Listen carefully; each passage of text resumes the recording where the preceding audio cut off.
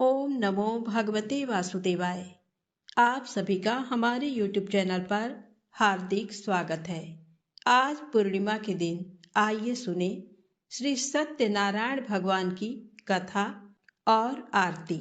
शास्त्रों में बताया गया है कि सत्यनारायण व्रत कथा का पाठ करने से व्यक्ति को 1000 यज्ञ करने के बराबर पुण्य फल की प्राप्ति होती है। सत्यनारायण भगवान व्रत कथा में भगवान विष्णु के सत्य स्वरूप के बारे में बताया गया है। इस व्रत का पाठ करने से घर में सुख समृद्धि का वास होता है और भगवान विष्णु की कृपा सदैव बनी रहती है। इसलिए कथा को आप पूरा श्रद्धा और भक्ति के साथ अवश्य सुने। प्रेम से बोले श्री लक्ष्मी नारायण भगवान की जय हो। एक समय की बात है, नैमिषारण्य तीर्थ में शौनक आदि 88,000 ऋषियों ने श्री सूत जी से पूछा, हे प्रभु, इस कलयुग में वेद विद्या रहित मनुष्यों को प्रभु भक्ति किस प्रकार मिल सकती है तथा उनका उद्धार कैसे होगा। हे मुनि श्रेष्ठ, कोई ऐसा तप बताइए जिससे थोड़े समय में ही पुण्य मिले और मनोवांछित फल भी मिल जाए। इस प्रकार की कथा सुनने की हम इच्छा रखते हैं। सर्व शास्त्रों के ज्ञाता सूत जी बोले, हे वैष्णव में पूज्य, आप सभी ने प्राणियों के हित की बात पूछी है, इसलिए मैं एक ऐसे श्रेष्ठ व्रत को आप लोगों को बताऊंगा जिसे नारद जी ने लक्ष्मी नारायण जी से पूछा था और लक्ष्मीपति ने मुनि श्रेष्ठ नारद जी से कहा था। आप सब इसे ध्यान से सुनिए। एक समय की बात है, योगी राज नारद जी दूसरों के हित की इच्छा लिए अनेकों लोकों में घूमते हुए मृत्यु लोक में आ पहुंचे। यहाँ उन्होंने अनेक योनियों में जन्मे प्रायः सभी मनुष्यों को अपने कर्मों द्वारा अनेकों दुखों से पीड़ित देखा। उनका दुख देख नारद जी सोचने लगे कि कैसा यत्न किया जाए जिसके करने से निश्चित रूप से मानव के दुखों का अंत हो जाए। इसी विचार पर मनन करते हुए वह विष्णु लोक में गए। वहां वह देवों के इस नारायण की स्तुति करने लगे, जिनके हाथों में शंख, चक्र, गदा और पद्म थे, गले में वरमाला पहने हुए थे। स्तुति करते हुए नारद जी बोले, हे भगवान, आप अत्यंत शक्ति से संपन्न हैं। मन तथा वाणी भी आपको नहीं पा सकती है। आपका आदि मध्य तथा अंत नहीं है। निर्गुण स्वरूप सृष्टि के कारण भक्तों के दुख को दूर करने वाले आपको मेरा नमस्कार है। नारद जी की स्तुति सुन विष्णु भगवान बोले, हे मुनिश्रेष्ठ, आपके मन में क्या बात है? आप किस काम के लिए पधारे हैं? उसे निसंकोच कहो। इस पर नारद मुनि बोले कि मृत्यु लोक में अनेक योनियों में जन्मे मनुष्य अपने कर्मों के द्वारा अनेकों दुख से दुखी हो रहे हैं। हे नाथ, आप मुझ पर दया रखते हैं तो बताइए कि वो मनुष्य थोड़े प्रयास से ही अपने दुखों से कैसे छुटकारा पा सकते हैं। श्री हरि बोले, हे नारद, मनुष्यों की भलाई के लिए तुमने बहुत अच्छी बात पूछी है। जिसके करने से मनुष्य मोह से छूट जाता है, वह बात मैं कहता हूं, उसे सुनो। स्वर्ग लोक व मृत्यु लोक दोनों में एक दुर्लभ उत्तम व्रत है जो पुण्य देने वाला है। आज प्रेम बस होकर मैं उसे तुमसे कहता हूं। श्री सत्यनारायण भगवान का ये व्रत अच्छी तरह विधान पूर्वक करके मनुष्य तुरंत ही यहाँ सुख भोग कर मरने पर मोक्ष पाता है। श्री हरि के वचन सुन नारद जी बोले कि उस व्रत का फल क्या है और उसका विधान क्या है। ये व्रत किसने किया था? इस व्रत को किस दिन करना चाहिए? हे प्रभु, सभी कुछ विस्तार से बताएं। नारद की बात सुनकर श्री हरि बोले, दुख व शोक को दूर करने वाला ये व्रत सभी स्थानों पर विजय दिलाने वाला है। मानव को भक्ति व श्रद्धा के साथ शाम को श्री सत्यनारायण की पूजा धर्म परायण होकर ब्राह्मणों व बंधुओं के साथ करनी चाहिए। भक्ति भाव से ही नैवेद्य, केले का फल, घी, दूध और गेहूं का आटा सवाया लें।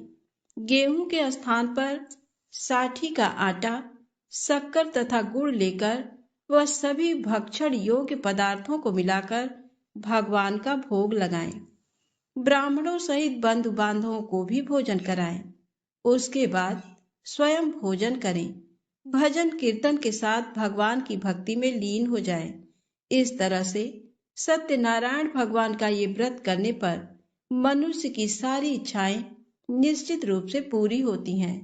इस कलिकाल अर्थात कलयुग में मृत्यु लोक में मोक्ष का यही एक सरल उपाय बताया गया है।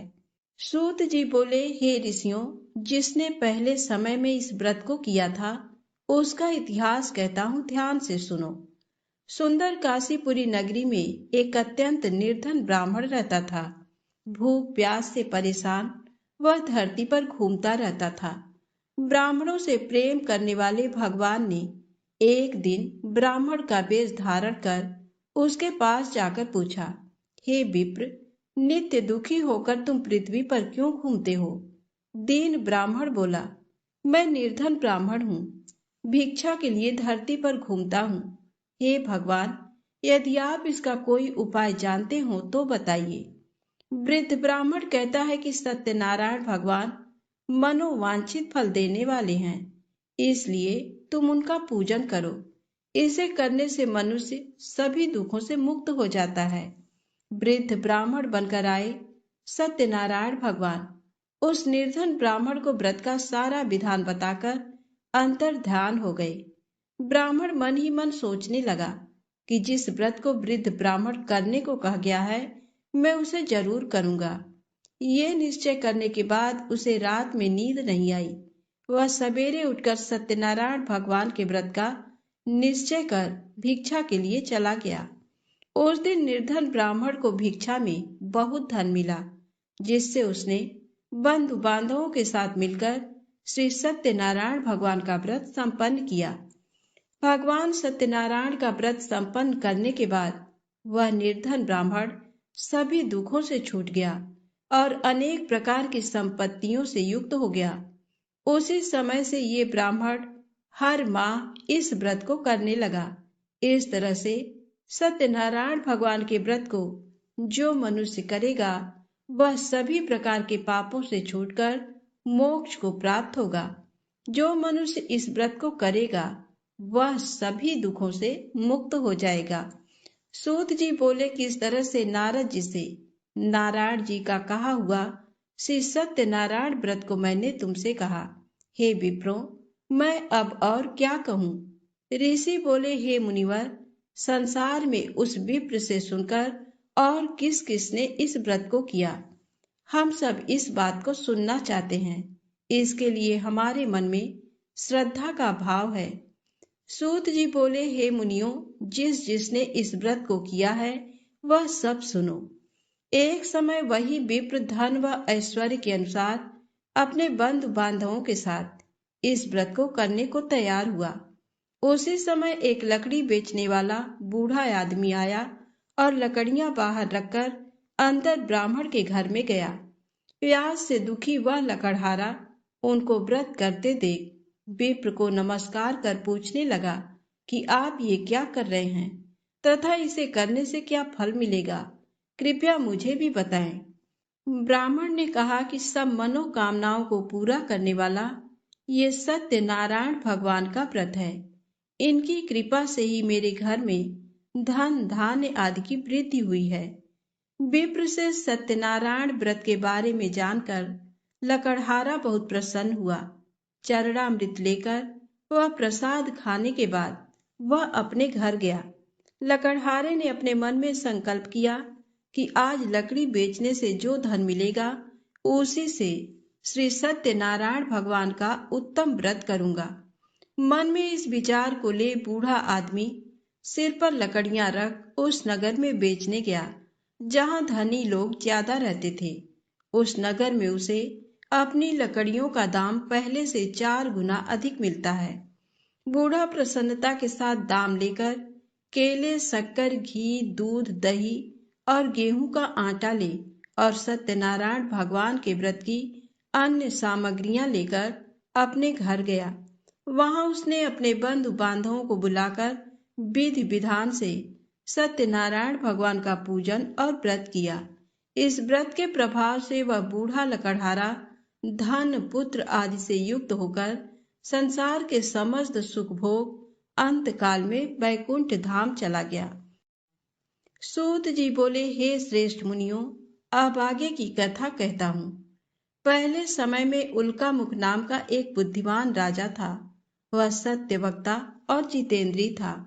प्रतिदिन देव स्थानों पर जाता और निर्धनों को धन देकर उनके कष्ट दूर करता था। उसकी पत्नी कमल के समान मुख वाली तथा सती साध्वी थी। भद्रशिला नदी के तट पर उन दोनों ने श्री सत्यनारायण भगवान का व्रत किया। उसी समय साधु नाम का एक वैश्य आया। उसके पास व्यापार करने के लिए बहुत सा धन भी था। राजा को व्रत करते देखकर वह विनय के साथ पूछने लगा, हे राजन, भक्ति भाव से पूर्ण होकर आप ये क्या कर रहे हैं? मैं सुनने की इच्छा रखता हूँ, तो आप मुझे बताएं। राजा बोला, हे साधु, अपने बंधु बांधवों के साथ पुत्र आदि की प्राप्ति के लिए एक महाशक्तिमान श्री सत्यनारायण भगवान का व्रत व पूजन कर रहा हूँ। राजा के वचन सुन साधु आदर से बोला, हे राजन, मुझे इस व्रत का सारा विधान कहिए। आपके कथनानुसार मैं भी इस व्रत को करूंगा। मेरी भी संतान नहीं है और इस व्रत को करने से निश्चित रूप से मुझे संतान की प्राप्ति होगी। राजा से व्रत का सारा विधान सुन व्यापार से निवृत्त हो वह अपने घर गया। साधु वैश्य ने अपनी पत्नी को संतान देने वाले इस व्रत का वर्णन कह सुनाया और कहा कि जब मेरी संतान होगी तब मैं इस व्रत को करूंगा। साधु ने इस तरह के वचन अपनी पत्नी लीलावती से कहे। एक दिन लीलावती पति के साथ आनंदित हो सांसारिक धर्म में प्रवृत्त होकर सत्यनारायण भगवान की कृपा से गर्भवती हो गई। 10वें महीने में उसके गर्भ से एक सुंदर कन्या ने जन्म लिया। कन्या दिनों दिन ऐसे बढ़ने लगी जैसे कि शुक्ल पक्ष का चंद्रमा बढ़ता है। माता पिता ने अपनी कन्या का नाम कलावती रखा। एक दिन लीलावती ने मीठे शब्दों में अपने पति को याद दिलाया कि आपने सत्यनारायण भगवान के जिस व्रत को करने का संकल्प किया था उसे करने का समय आ गया है। आप इस व्रत को करिए। साधु बोला कि हे प्रिय, इस व्रत को मैं उसके विवाह पर करूंगा। इस प्रकार अपनी पत्नी को आश्वासन देकर वह नगर को चला गया। कलावती पिता के घर में रह वृद्धि को प्राप्त हो गई। साधु ने एक बार नगर में अपनी कन्या को सखियों के साथ देखा तो तुरंत ही दूत को बुलाया और कहा कि मेरी कन्या के योग्य वर देखकर आओ। साधु की बात सुनकर दूत कंचन नगर में पहुंचा और वहां देखभाल कर लड़की के सुयोग्य वणिक पुत्र को ले आया। सुयोग्य लड़के को देख साधु ने बंधु बांधवों को बुलाकर अपनी पुत्री का विवाह कर दिया। लेकिन दुर्भाग्य की बात ये कि साधु ने अभी भी श्री सत्यनारायण भगवान का व्रत नहीं किया। इस पर श्री भगवान क्रोधित हो गए और श्राप दिया कि साधु को अत्यधिक दुख मिले।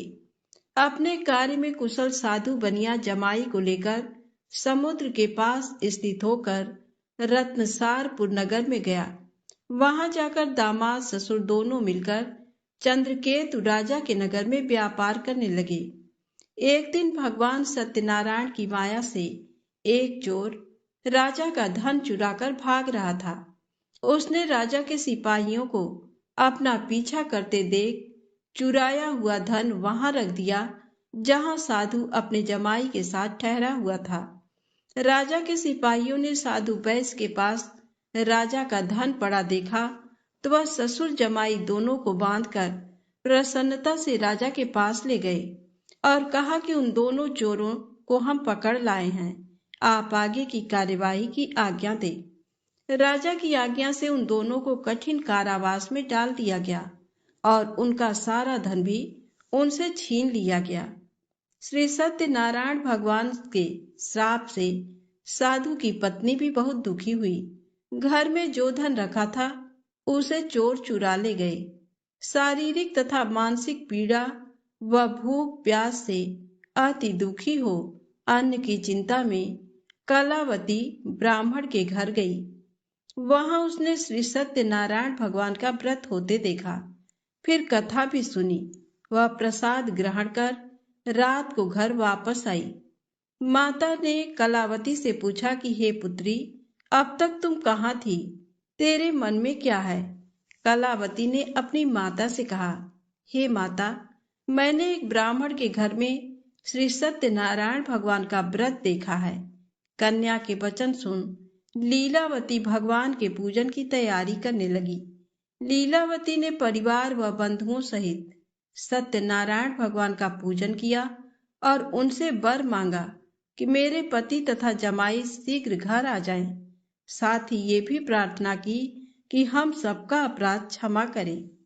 श्री सत्यनारायण भगवान इस व्रत से संतुष्ट हो गए और राजा चंद्रकेतु को सपने में दर्शन दे कहा कि हे राजन, तुम उन दोनों वैश्यों को छोड़ दो और तुमने उनका जो धन लिया है उसे वापस कर दो। अगर ऐसा नहीं किया तो मैं तुम्हारा धन, राज्य व संतान सभी को नष्ट कर दूंगा। राजा को ये सब कहकर वह अंतर ध्यान हो गए। प्रातःकाल सभा में राजा ने अपना सपना सुनाया। फिर बोले कि वणिक पुत्रों को कैद से मुक्त कर सभा में लाओ। दोनों ने आते ही राजा को प्रणाम किया। राजा मीठी वाणी में बोला, हे महानुभाव, भाग्यवश ऐसा कठिन दुख तुम्हें प्राप्त हुआ है, लेकिन अब तुम्हें कोई भय नहीं है। ऐसा कह राजा ने उन दोनों को नए वस्त्र आभूषण भी पहनाए और जितना धन उनका लिया था उससे दुगुना धन वापस कर दिया। दोनों वैश्य अपने घर को चल दिए। श्री सत्यनारायण व्रत कथा का 3रा अध्याय संपूर्ण।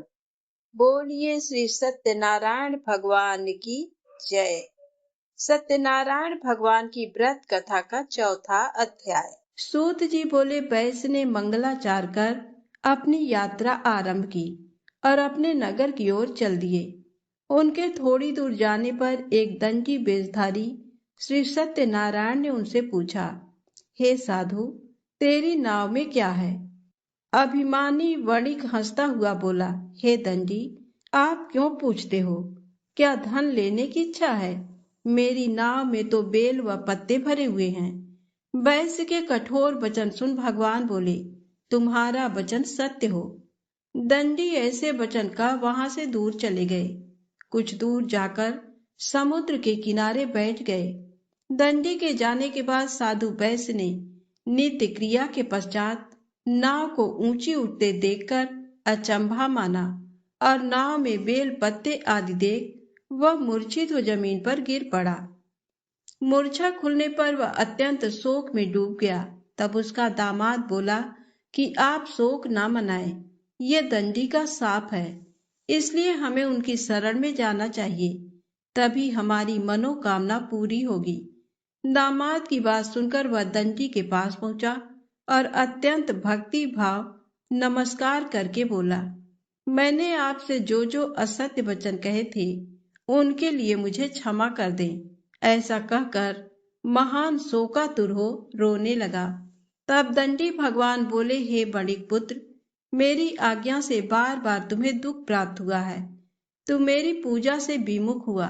साधु बोला, हे भगवान, आपकी माया से ब्रह्मा आदि देवता भी आपके रूप को नहीं जानते, तब मैं अज्ञानी कैसे जान सकता हूँ?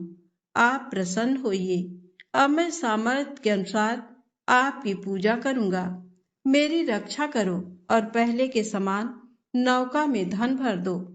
साधु वैश्य के भक्ति पूर्वक वचन सुनकर भगवान प्रसन्न हो गए और उसकी इच्छा अनुसार वरदान देकर अंतर ध्यान हो गए। ससुर जमाई जब नाव पर आए तो नाव धन से भरी हुई थी। फिर वहीं अपने अन्य साथियों के साथ सत्यनारायण भगवान का पूजन कर अपने नगर को चल दिए। जब नगर के नजदीक पहुंचे तो दूत को घर पर खबर करने के लिए भेज दिया। दूत साधु की पत्नी को प्रणाम कर कहता है कि मालिक अपने दामाद सहित नगर के निकट आ गए हैं। दूत की बात सुन साधु की पत्नी लीलावती ने बड़े हर्ष के साथ सत्यनारायण भगवान का पूजन कर अपनी पुत्री कलावती से कहा कि मैं अपने पति के दर्शन को जाती हूँ, तू कार्य पूर्ण कर शीघ्र आ जा। माता के ऐसे वचन सुन कलावती जल्दी में प्रसाद छोड़ अपने पति के पास चली गई। प्रसाद की अवज्ञा के कारण श्री सत्यनारायण भगवान रुष्ट हो गए और नाव सहित उसके पति को पानी में डुबो दिया। कलावती अपने पति को वहां न पाकर रोती हुई जमीन पर गिर गई। नौका को डूबा हुआ देख वह कन्या को रोता देख साधु दुखी होकर बोला कि हे प्रभु, मुझसे तथा मेरे परिवार से जो भूल हुई है उसे क्षमा करें। साधु के दीन वचन सुनकर श्री सत्यनारायण भगवान प्रसन्न हो गए और आकाशवाणी हुई, हे साधु, तेरी कन्या मेरे प्रसाद को छोड़कर आई है, इसलिए उसका पति अदृश्य हो गया है।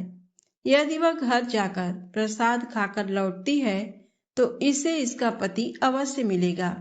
ऐसी आकाशवाणी सुन कलावती घर पहुंचकर प्रसाद खाती है और फिर आकर अपने पति के दर्शन करती है। उसके बाद साधु अपने बंधु बांधवों सहित श्री सत्यनारायण भगवान का विधि विधान से पूजन करता है। इस लोक का सुख भोग वह अंत में स्वर्ग जाता है।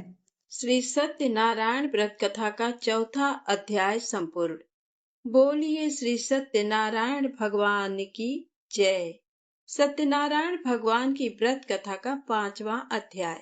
सूत जी बोले, हे ऋषियों, मैं और भी एक कथा सुनाता हूँ, उसे भी ध्यान पूर्वक सुनो। प्रजा पालन में लीन तुंगध्वज नाम का एक राजा था।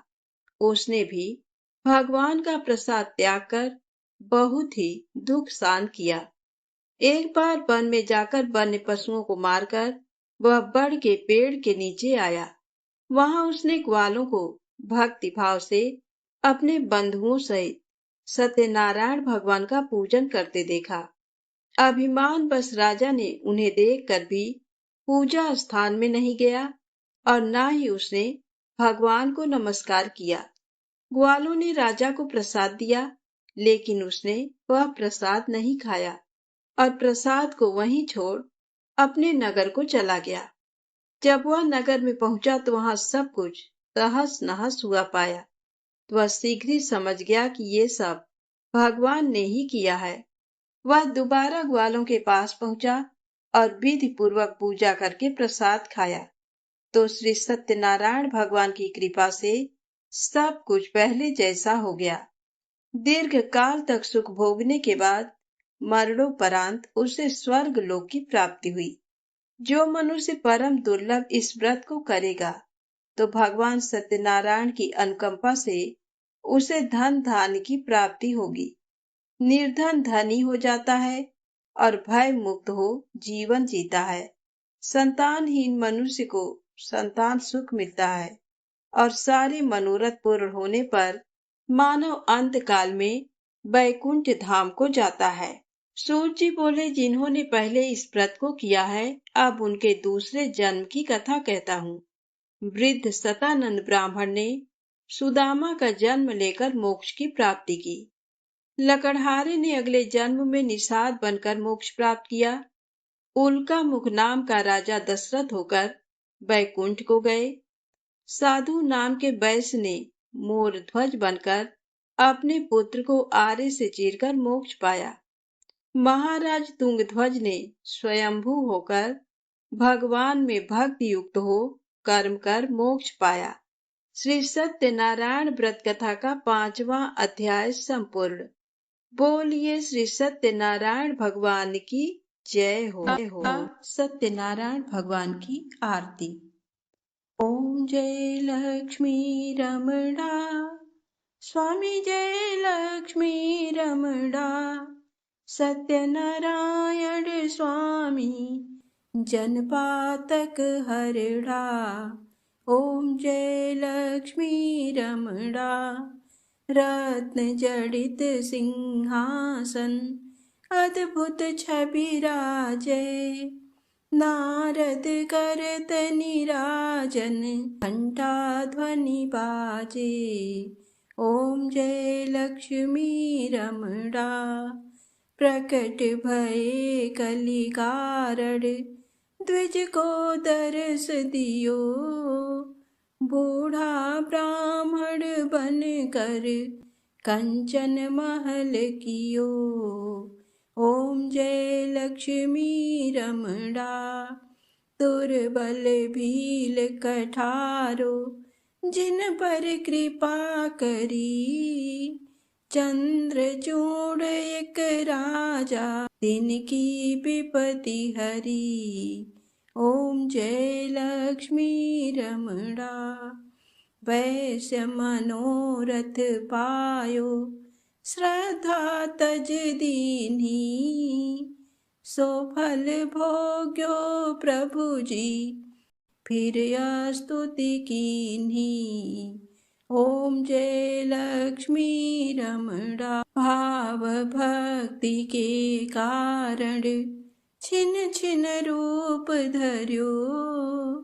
श्रद्धा धारण कीन्ही तिनको काज सर्यो।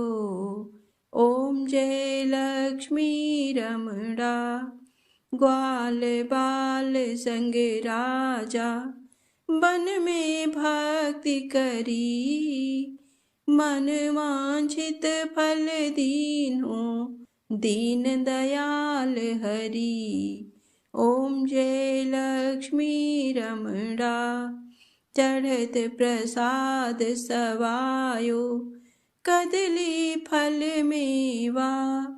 धूप दीप तुलसी से राजी सत्य देवा। ओम जय लक्ष्मी रमणा श्री सत्यनारायण जी की आरती जो कोई नर गावे। रिद्धि सिद्धि सुख संपत्ति सहज रूप पावे। ओम जय लक्ष्मी रमणा जय लक्ष्मी रमणा स्वामी जय लक्ष्मी रमणा। सत्यनारायण स्वामी सत्यनारायण स्वामी जनपातक हरड़ा। ओम जय लक्ष्मी रमणा। प्रेम से बोले सत्यनारायण भगवान की जय।